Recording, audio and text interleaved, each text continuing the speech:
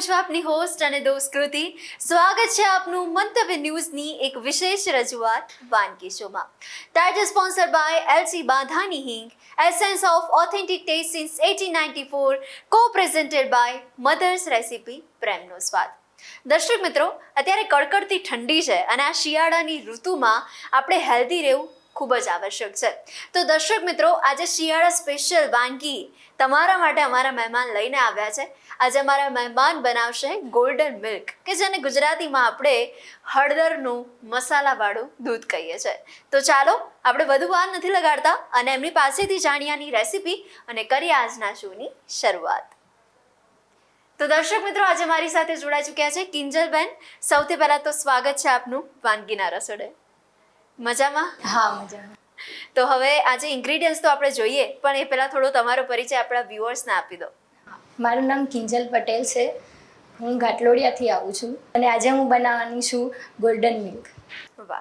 તો હવે હળદરનું મસાલાવાળું દૂધ બનવા જઈ રહ્યું છે, તો એના ઇન્ગ્રેડિયન્ટ્સ પણ જણાવી દો. હા, એમાં પહેલાં હળદર, પછી દેશી ગોળ, ઘીમાં રોસ્ટ કરેલા ડ્રાયફ્રૂટ, કાળા મરીનો પાવડર, એલાયચી, તજ પાવડર અને જાયફળનો પાવડર, કેસર, આદુ અને લીલી હળદર.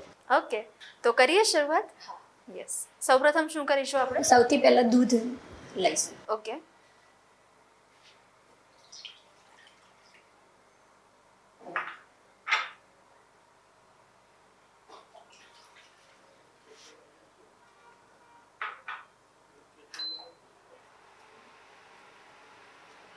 આપણે કેટલું પ્રમાણ લીધું દૂધનું? 500 ગ્રામ. ઓકે. અને કિંજલબેન, અત્યારે શિયાળાની ઋતુ છે એટલે સ્વાસ્થ્યનું ધ્યાન પણ આપણે અચૂકપણે રાખતા જ હોઈએ, અને એમાં પણ તમે આજે હળદરનું મસાલાવાળું દૂધ બનાવવાના છો, તો આ સિવાય પણ બીજું કયા કયા પ્રકારની તમે શિયાળામાં વાનગી હું બનાવતા લીલી હો છો? હળદરનું શાક બનાવું છું, તુવેર ટોઠા, પછી લીલી તુવેરના વડા, અચ્છા. બાજરીના વડા, એ બધું બનાવું છું. દૂધનો ઉભરો આવે ને પછી આ બધું નાખવાનું. ઓકે. તો કિંજલબેન, આપણે શિયાળાની ઋતુ હોય એટલે વસાણાનો બી ઘણો બધો ઉપયોગ કરતા હોઈએ છીએ. ખજૂર પાક હોય કે પછી અળદિયા પાક હોય, ગુંદર પાક હોય, તો તમે એવી રીતના અલગ અલગ પાક પણ બનાવતા હશો? હું ખજૂર પાકમાં છે ને ડાર્ક ચોકલેટનો પણ કોઈ વાર યુઝ કરું અચ્છા, છું. વાહ. પછી હવે ઉત્તરાયણ આવે છે તો આપણે મમરાના લાડુ, સિંગની ચીકી એવું બનાવીએ છીએ, પણ હું મમરાના લાડુમાં ડાર્ક ચોકલેટ નાખીને પણ બનાવું શું છું, વાત જેથી છે? બાળકોને વધારે ભાવે. બિલકુલ. એટલે એમને એમ જો ખજૂર ના ખાતા હોય પણ એવી રીતના ટેસ્ટ કરીને અચૂકપણે ખાય. હા, ડ્રાય ફ્રૂટ ચોકલેટ રોલ પણ બનાવું છું. વાહ, શું વાત છે! જોરદાર. તો હવે સ્વીટની સાથે ચટાકેદાર મસાલેદાર વાનગીના પણ શોખીન હશો. હા. અને આજે જે આપણે હળદરનું મસાલાવાળું દૂધ બનાવીએ છીએ એટલે ઘણા બધા ગુણ રહેલા છે એની અંદર, એમ આપણને ઘણા બધા લાભ મળે છે. એટલે આપણે ડેલી સવારે પણ ઉઠીને જો હા. એકવાર હળદરનું મસાલાવાળું દૂધ પીએ, કાં તો પછી રાત્રે સૂતા પહેલા એકવાર પી લઈએ, તો બી આપણને આપણી હેલ્થ હા. સારી રહે. અને આપણે હળદરવાળું દૂધ તો પીતા હોય, પણ મસાલાવાળું દૂધ આપણે કોક વાર પીતા હોઈએ. એ છે ને લીલી હળદર છે ને આમાં છીણી નાખવાની.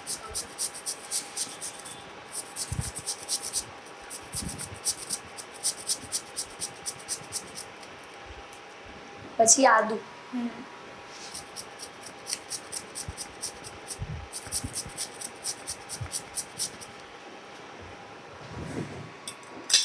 પછી આ તજનો પાવડર, જાયફળ પાવડર, ઓકે. એલાયચી, કાળા મરીનો પાવડર, કેસર, ઓકે. આ ઘીમાં રોસ્ટ કરેલા ડ્રાયફ્રૂટનો પાવડર. આપણે ગોળ છેલ્લે નાખીશું, ઓકે. પછી એને મિક્સ કરી લઈશું. આ હેલ્ધી તો છે, પણ જ્યારે આપણે ગોળનો પણ ઉપયોગ કરીએ છીએ તો એ પણ આપણે કેમિકલ વધારે, વગરનો હા. ગોળ યુઝ કરી રહ્યા છે. દેશી ગોળ. યસ. આ ગોળની જગ્યાએ તમે મધનો પણ યુઝ કરી શકો છો. બિલકુલ. એટલે જે ડાયાબિટીસના દર્દી હોય, હા, એના માટે પણ હા. સારું. મારા ઘરમાં બધાને ડાયાબિટીસ છે એટલે હું ગોળનો વધારે યુઝ કરું અચ્છા, છું. વાહ. આને તમે જેટલું ધીમા ગેસે ઉકાળો ને એટલું તમને ટેસ્ટી લાગે છે. બિલકુલ.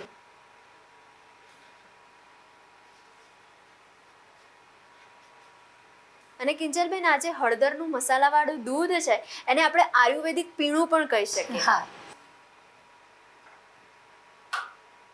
અને વચમાં હલાવતું રહેવાનું. એટલે શું ડ્રાય ફ્રૂટ છે ને એ સારી રીતે ઓગળી જાય.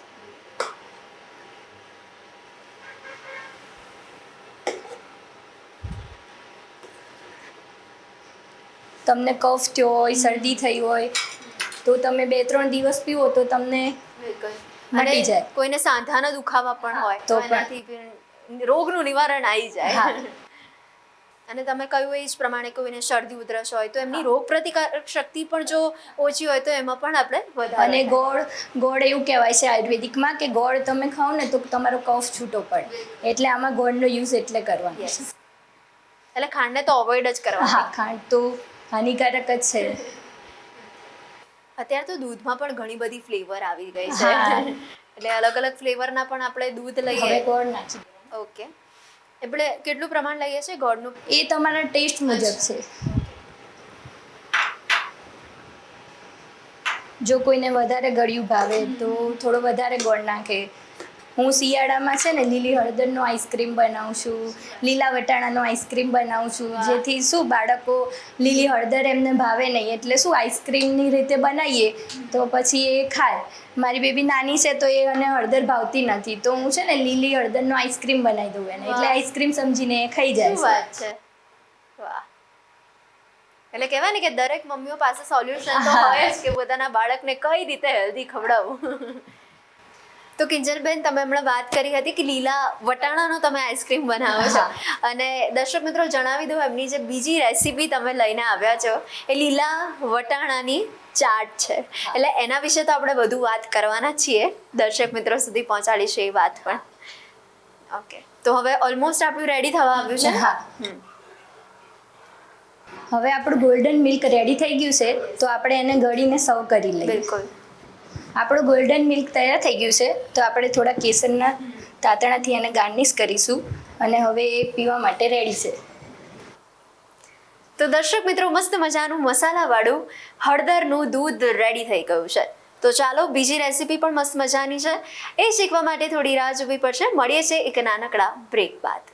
ગોલ્ડન મિલ્ક બનાવવાની સામગ્રી: દૂધ, ગોળ, કેસર, ઇલાયચી પાવડર, કરામરી પાવડર, તજ પાવડર, જાયફળ પાવડર, ડ્રાયફ્રૂટ પાવડર, લીલી હળદર, આદુ.